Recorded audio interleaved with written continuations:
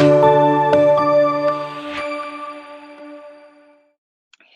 everyone, and thank you for joining us for today's webinar brought to you by Codefresh Live. Today, we present Hybrid CI/CD with Kubernetes and Codefresh.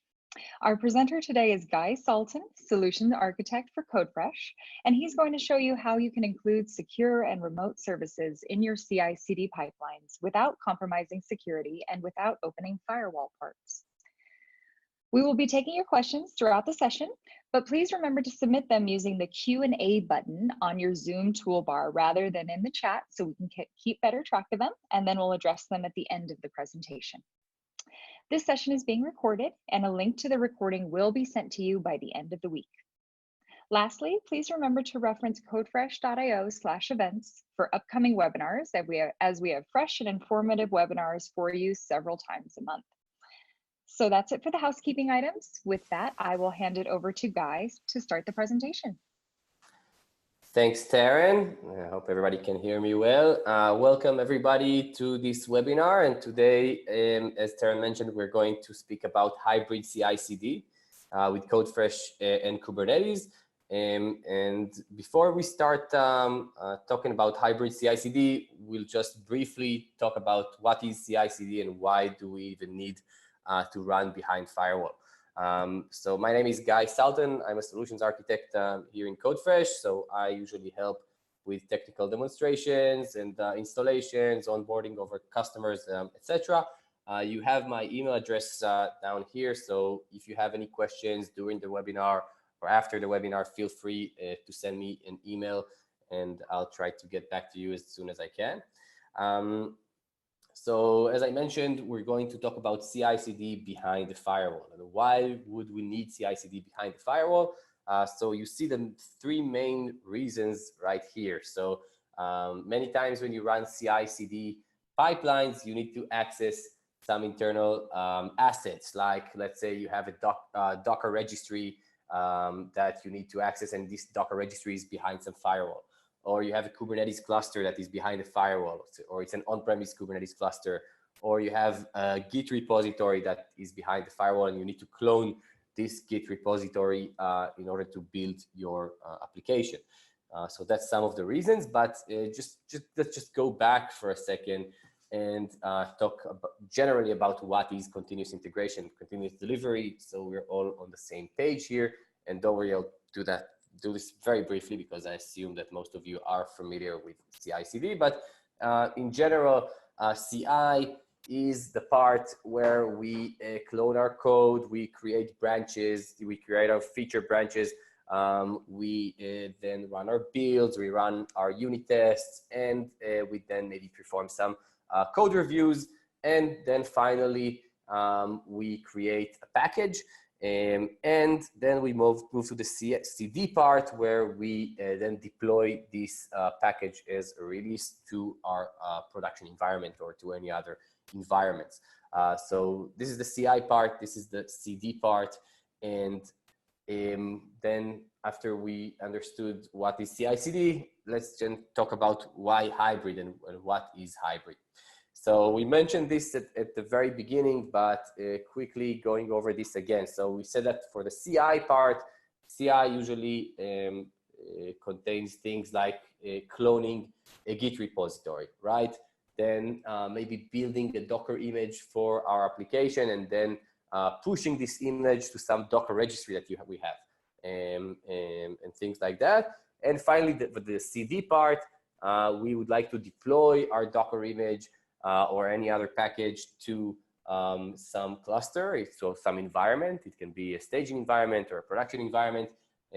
So hybrid scenarios is where the source code or secrets or artifacts, and these can be Docker images, for example, or Helm charts, they are behind a firewall. And that means that if you use a SaaS platform for your CI/CD like Codefresh, which means that the builds themselves, the pipelines are executed on some cloud-hosted environment, you need to make sure that this environment has access to your source code, it has access to your artifacts, or it has access to your clusters. And Sometimes, these internal assets are behind firewall and you don't want for security reasons to open ports in your firewall in order to allow this cloud hosted environment to access your assets, right? Because that's can maybe breach a security concern. So that's one thing. Another thing is for the deployment part as well, right? So this is where we focus on the CD part. So you want to deploy our application to some clusters. Sometimes, you have industries that are still not completely migrated to the cloud, like financial industries, like banking, like insurance.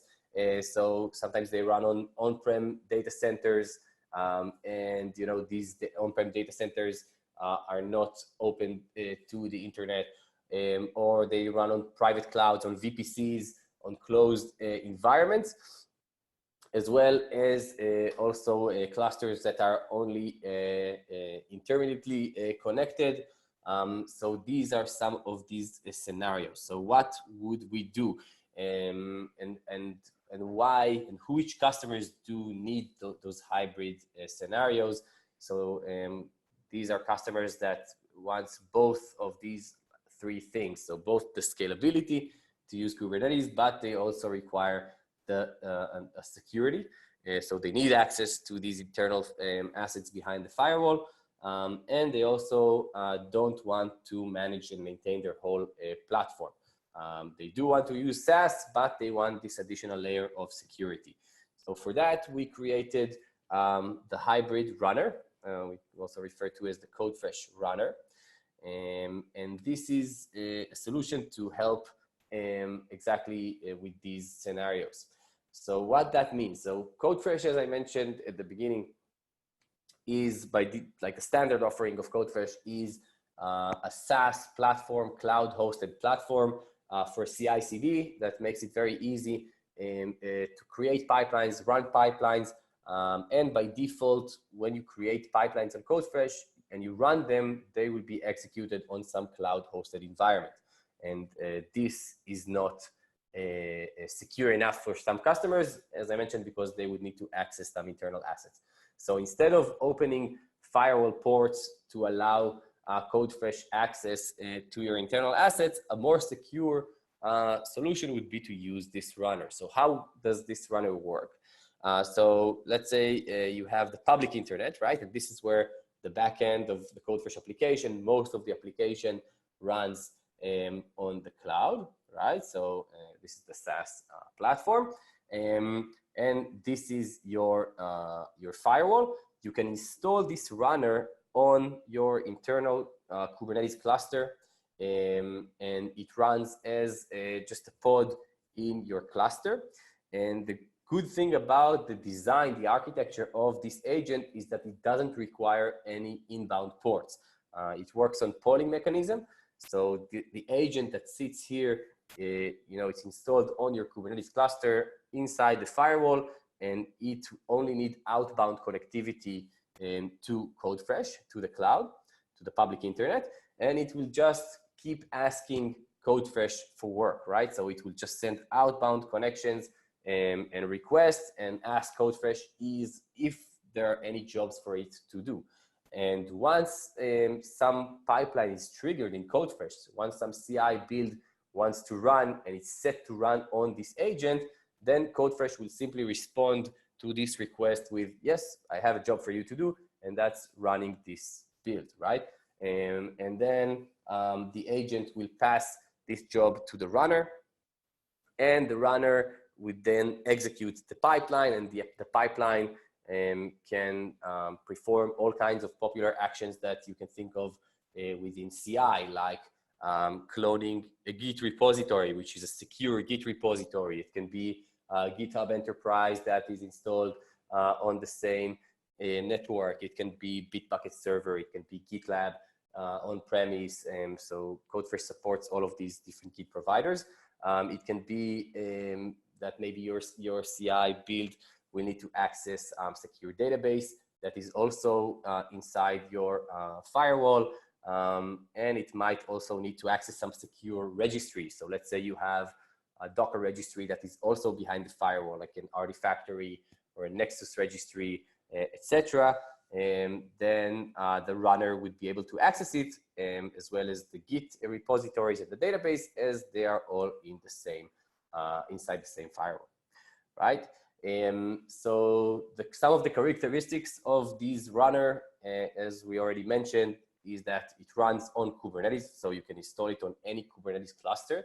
It doesn't matter, it can be OpenShift, it can be standard Kubernetes, it can be an on-premise Kubernetes cluster, it can be a cloud hosted Kubernetes cluster like GKE or AKS or EKS, and it can even be your own desktop, right? So it can be a cluster, a Minikube cluster or a Docker for desktop cluster that you have on your laptop. Sorry, as long as it's Kubernetes. The agent itself is open source. So we'll see, once we get to the demo, we'll see the repo of this runner. And if you have any suggestions or want to add anything, you can open a pull request or suggest some changes, and we keep on developing this agent.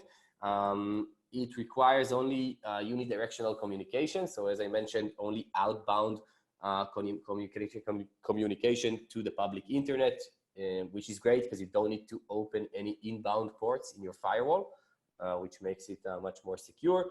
It runs on polling mechanisms. So right, it polls Codefresh instead of Codefresh, sending requests to the runner. The runner works on polling.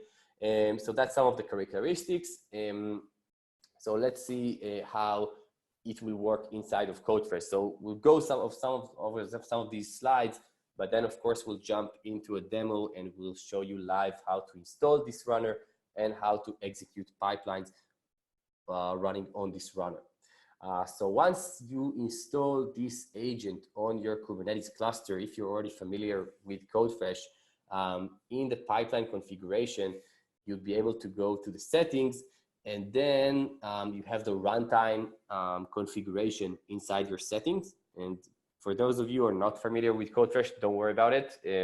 We will see exactly what I mean once we get into the demo. But inside every pipeline in Codefresh, you could choose the runtime environment. And the runtime environment means where would I like my pipeline to be executed. So with Codefresh, Codefresh can allocate different cloud-hosted runtime environments. So you can see some of them here. So for example, it can be a cloud-hosted environment that supports ARM architecture if you need to build ARM applications. And we have also a cloud-hosted environment for macOS builds and for Windows containers, etc. But once you install the agent, it will show you your hybrid runner runtime environment in this drop-down list as well. And you can see here, for example, the Docker desktop runtime environment. And this is the runtime environment that was installed on a user's Docker for desktop Kubernetes cluster on his own laptop.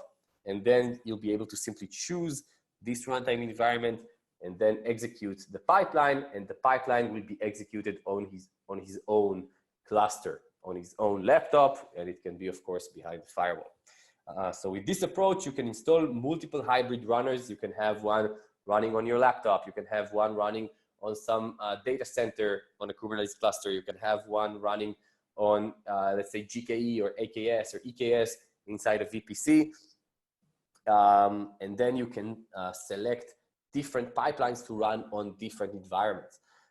So the cool thing about this is that you can mix and match, right? So maybe sometimes you'll have a pipeline that doesn't require access to internal assets. And that's fine. Maybe it will just need to do some number crunching, some data crunching, and you don't necessarily have to run it on your own environment.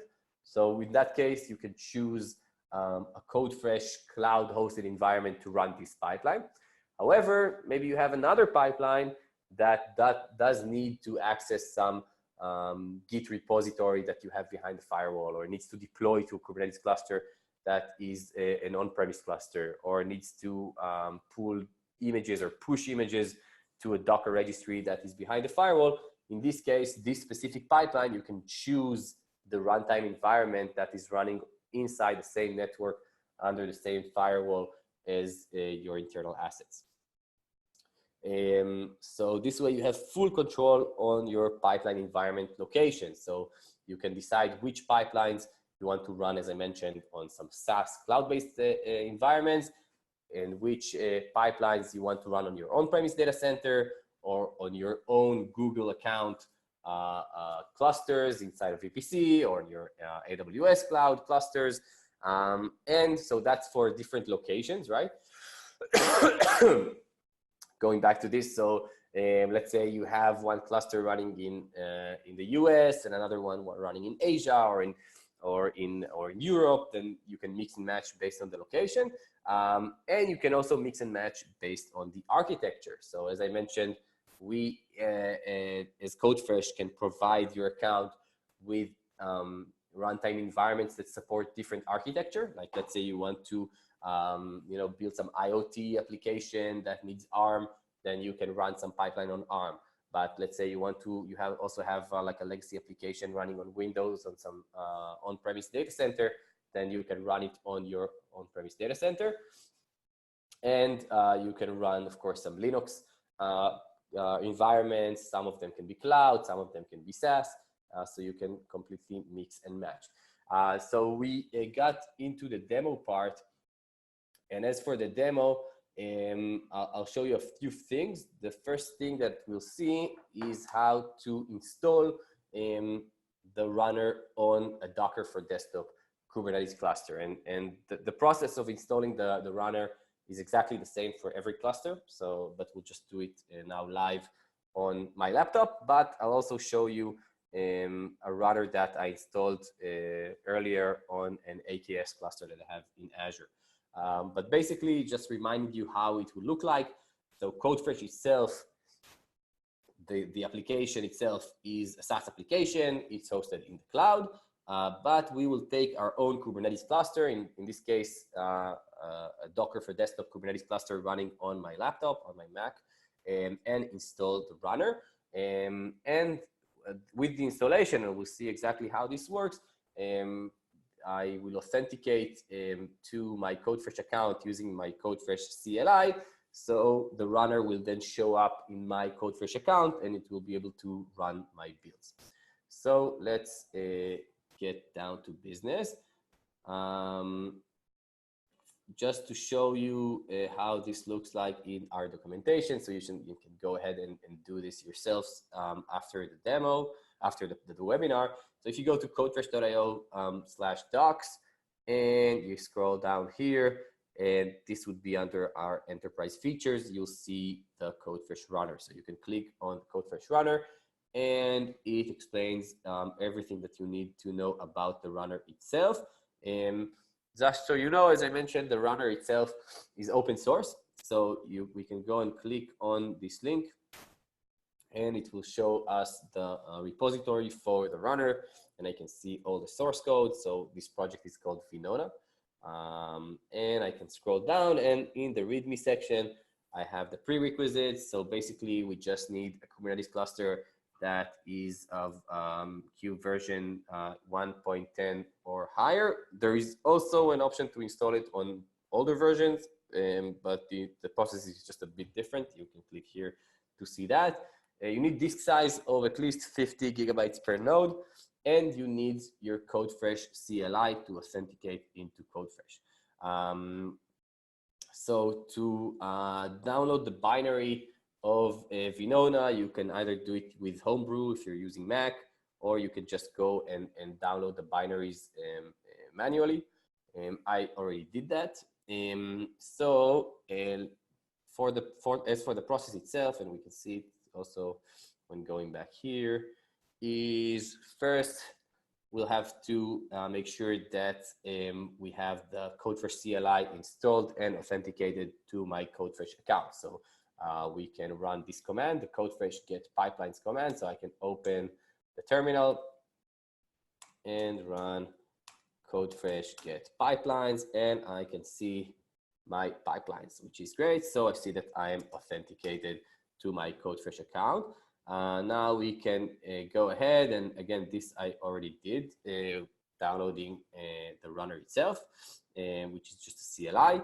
And now I need to go ahead and create a namespace in my Kubernetes cluster for Codefresh. So before we do that, let's just make sure that we are in the right cluster. So I can run kubectl config current context, and I see that this is indeed my Docker for desktop cluster. I guess you can see it here as well. And this is the cluster that I'm connected to. I can run kubectl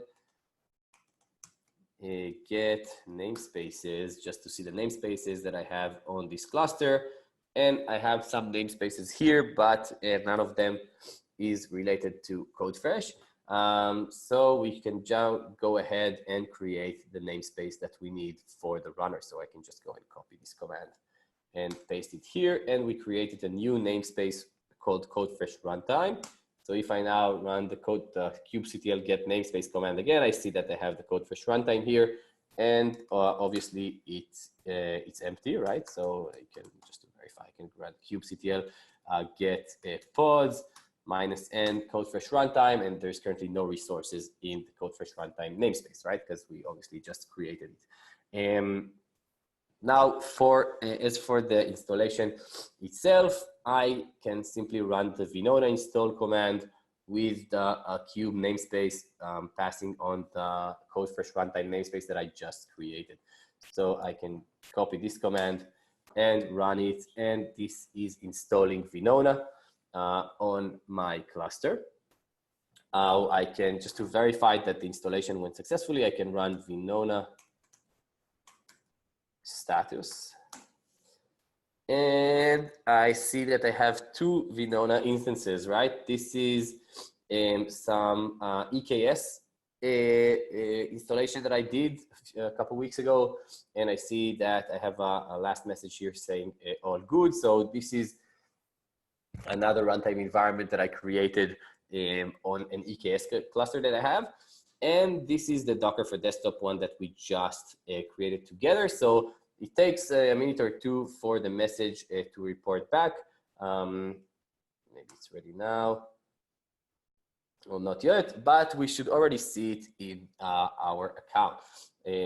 But just to see how this looks like in the namespace, we can run the kubectl get pods -n for namespace Codefresh Runtime, and we see that I now have 3 pods running in this namespace. One is called Vinona, and the other one is a monitor, and this one is a volume provisioner. So if you're familiar with Codefresh, you know that the caching mechanism of Codefresh is based on volumes. So as Codefresh is a container native platform, we just provision a persistent volume for each pipeline, and then the volume is available for the pipeline. So once you will, for example, clone your Git repository, all of your project files are placed on this volume.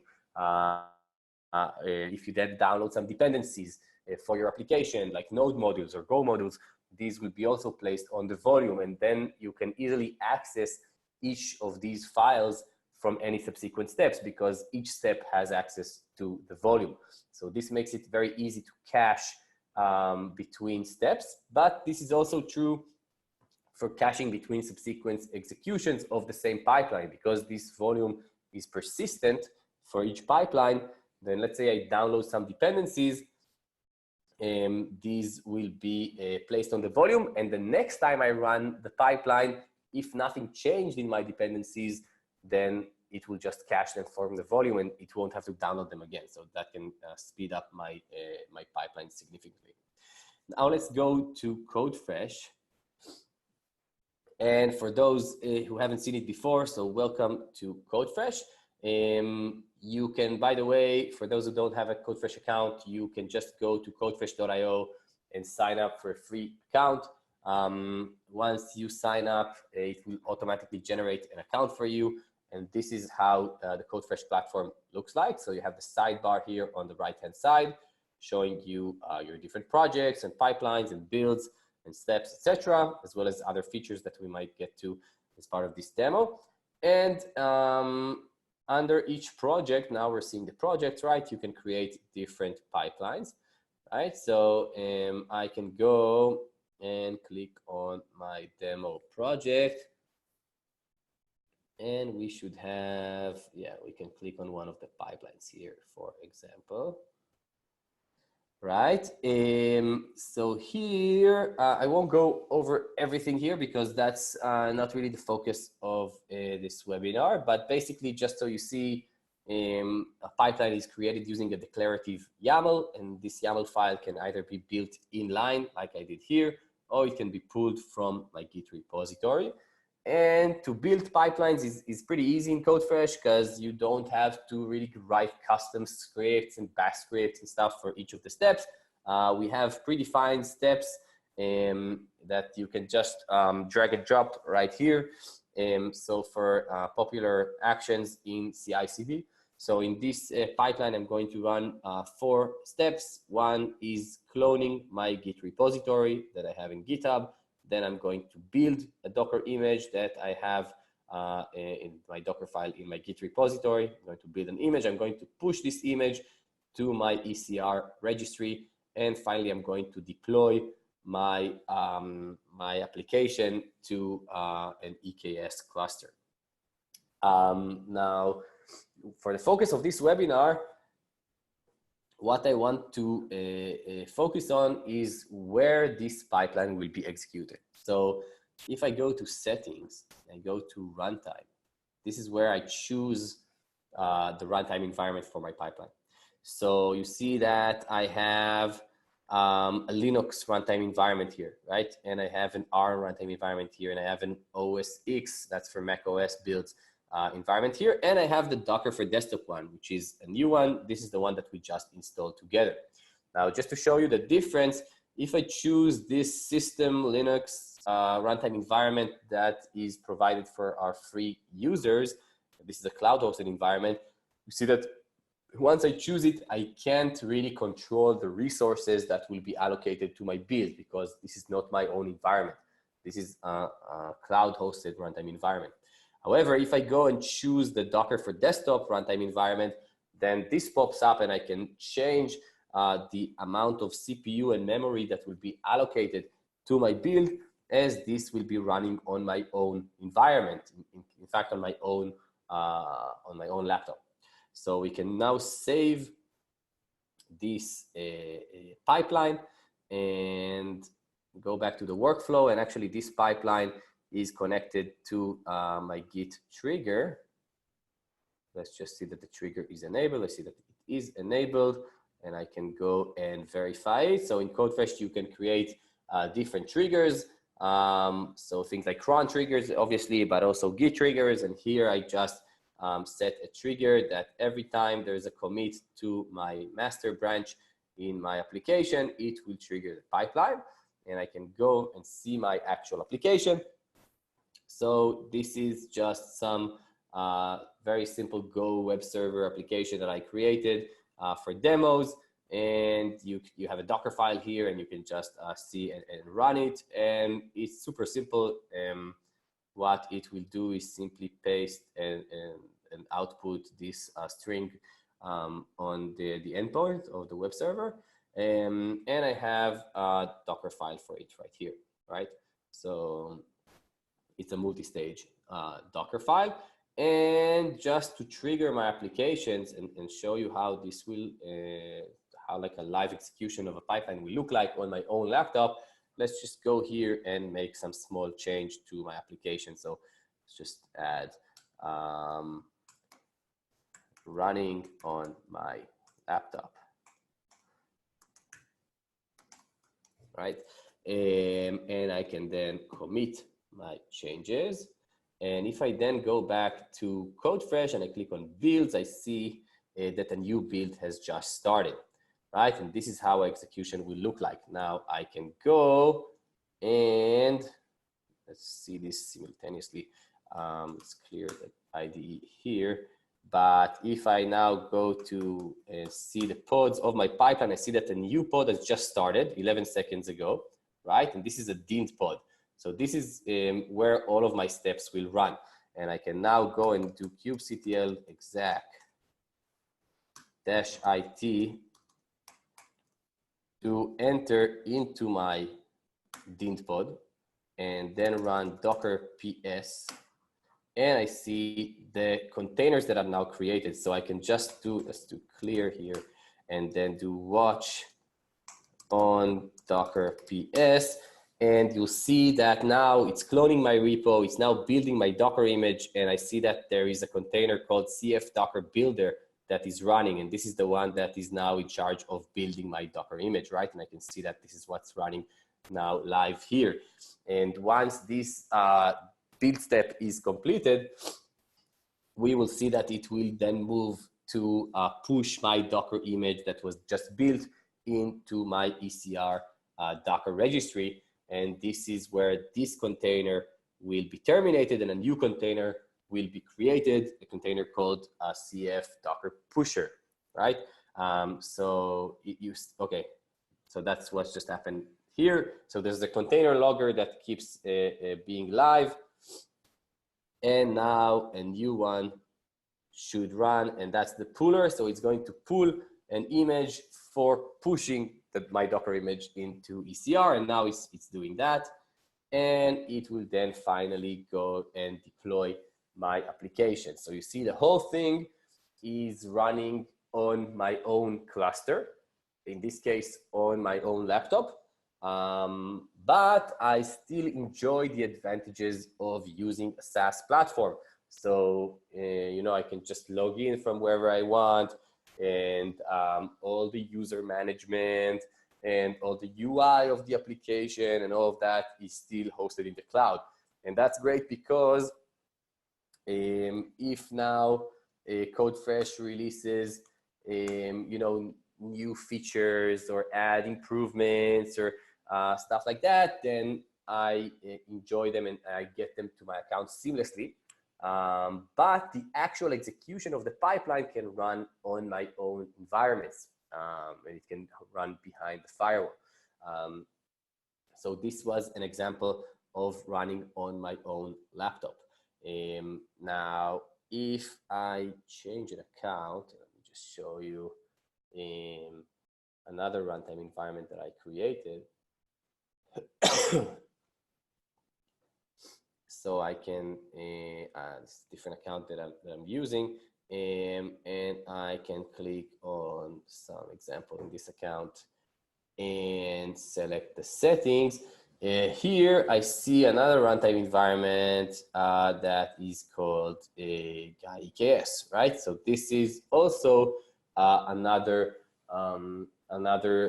Venona runner that I installed, but this time not on my laptop, but on an EKS cluster. So just to show you that you can do that on any cluster. It works on any Kubernetes cluster.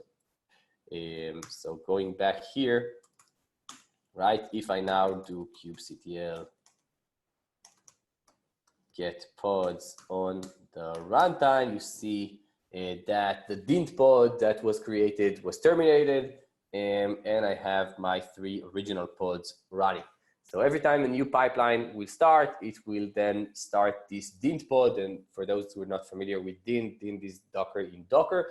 And this is how we currently execute steps in a Codefresh pipeline. So every step in the pipeline runs as a Docker container.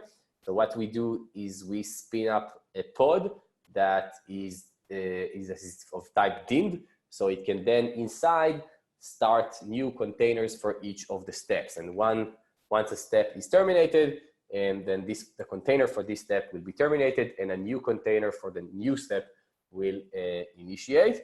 And they all share the same volume. So this way they can enjoy the caching. So just to show you something about the caching is, if we look at that build that we just ran together, right? If we click on the initializing step, we see that it reused the volume. So there was already a volume that was created for this pipeline. and it will use the same volume for this pipeline. And this way, if I then downloaded some dependencies, or I already cloned my repo, then it won't have to do those things again, and it will then save time and significantly shorten my build times. Now, Codefresh is not only a CI platform, but it's also a CD platform. So once I deployed my application, I can then go to my Kubernetes cluster here to the dashboard, and it will show me all of my namespaces under my EKS cluster. And I can actually see my application and the endpoint for my application. So I can click on it and I see that this is, it shows the new change that I made. So it indeed worked, my demo. It cloned the repo. It built the new, it built the Docker image from my Docker file that took the new source. It then pushed it to ECR and finally deployed it to my EKS cluster. And I can even click on the Docker image and see all of the history of this Docker image. So when it was created, and if it was promoted to any other registry. So I see it was promoted to ECR here, but I can also go and promote it to other registries like Docker Hub or GCR, etc. And you can also see the layers of this Docker image. You can see in the logs the pipeline that created this Docker image, and you see that this is the pipeline that we just ran 7 minutes ago, and it ran for 2 minutes. I can see the Docker file, and a really cool thing here is the code section, where it shows me full traceability from code to deployment. So I'm now looking at the Docker image that was deployed to my EKS cluster, and it let me trace back all the way to the change that was made in my GitHub repo to understand what was the change that the developer did that eventually triggered the pipeline that built and deployed my production image. So that was a little bit about the flow. But again, the focus is that you can run your pipelines either in the cloud or on your own environment. So I, in the demo, installed the runner on my own laptop, but of course you can choose any Kubernetes cluster that you have. It can be an on-premise cluster, it can be a cloud cluster that you have, and it can be inside of VPC or not. So you can utilize this functionality both for running pipelines on different locations, but also for running pipelines on different architectures. So for example, we have a customer that wanted to build an application that needs to use GPU. So what he did, he said, okay, I have an environment that has GPU. They simply installed our runner on this GPU environment, and then he's just running his CI builds on this environment. So going back to the presentation, and let's just summarize what we've seen here today. So with Codefresh, you can do both SaaS and hybrid, and there's also a third offering that I didn't mention, but it's also possible, is full on-premise installation of Codefresh on your own cluster. So if you want, that's also something that is possible. You can install the whole Codefresh application, and Codefresh is also built using microservices architecture. So you can install the whole application, including our UI and everything, on your own cluster. However, this will require some more maintenance on your side. As with the hybrid runner, you saw it's a very lightweight, simple installation, very fast and easy. And the cool thing about it is that you enjoy both worlds. You enjoy SaaS, where you don't have to manage and maintain everything about your CI/CD platform. Most of the application is still hosted in the cloud, but the builds themselves can be executed on your environment. And we saw that the hybrid runner can be installed on any cluster. It can be installed on a Kubernetes cluster that is on an on-prem data center. can be installed on Docker for desktop or Minikube cluster. It can be installed on a GKE or AKS or EKS or OpenShift, anything, as long as it's Kubernetes. It provides secure access, so you don't have to open any inbound firewall ports on your firewall. It just requires outbound connectivity, and you can use it for creating multiple runtime environments. But the functionality itself for CI/CD is the same. So thank you very much. Thank you so much, Guy. If anyone has any questions, please feel free to enter them in the Q&A button on your Zoom toolbar or in the chat. But thank you so much for joining us today. I don't think we have any questions. You must have gone over everything really well, Guy. So in that case, let me go ahead and launch a poll real quickly. If you all wouldn't mind answering for us very quickly what you thought of the webinar. This really helps us improve for our upcoming webinars. And we do have a question in the chat from David. Do you support building for Mac or Xcode? We do. So this is currently in alpha, but if you go to the Codefresh documentation, right? So just codefresh.io/docs, and you go over here to the incubation section, you'll see that we have support both for Windows containers, macOS, and ARM architecture. The macOS and iOS builds is new, as you can see, currently on alpha, but we are working on this, and hopefully this will be a GA soon. So you can just go ahead and play around with it. If you do want to experiment with this, just contact either me directly or click on this button to contact sales, and we can have a chat, see your specific use case, and then enable the macOS support to your Codefresh account. All right, well, thank you everyone for joining us. As a reminder, yes, please sign up if you haven't done so already for your Codefresh account, free account with unlimited builds, and check out our upcoming webinars at codefresh.io/events. So thank you so much, Guy, and thank you everyone for joining us. I will send out this recording by the end of the week, so you can send on to your coworkers and rewatch if you missed any parts. So we thank you for joining us, and have a great rest of your day. Thank you, guys. Bye-bye.